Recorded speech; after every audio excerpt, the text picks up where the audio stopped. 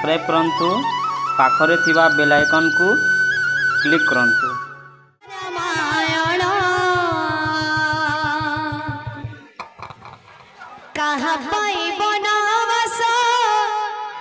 गले पुरुषोत्तम श्रीराधे काहेकि होइला सीतया हरण भक्त पाई से भगवान राधे भोगिले जे जेते कोसण भक्त पाई से भगवान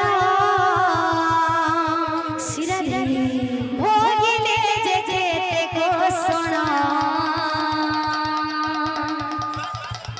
जेते बेले श्री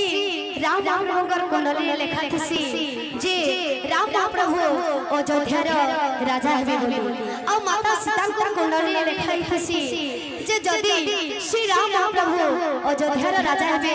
ताहले तांकर विधवा जोगसी तो जेते बेले ई कथा के सुआसारी बनरे कथा होतसन तो से कथा के माता कई सुनी थीसन तो जेते बेले युद्ध टाइम रे दशरथ महाप्रभु कहितिसन जे दुईटा वरदान देबी बोली तो ई टाइम रे माता कई दुईटा वरदान मागितिसन दशरथ महाप्रभु गुटे वरदान मागितिसन जे अयोध्यार राजा हेबे भरत महाप्रभु आउ राम महाप्रभु 14 वर्ष वनवास जीवे बोली कहितिसन राम कर जीवन बचावा लागि सेई कथा के कहितिसन ई भितरे गीतटा वर्णना कराई छे आ गीतटा के लिखिसन इनो निजे अछन हमर तिनकानी रो सुदाम दादा लिखा छन बोल भाई प्रेम से राधे त्रेतया जुग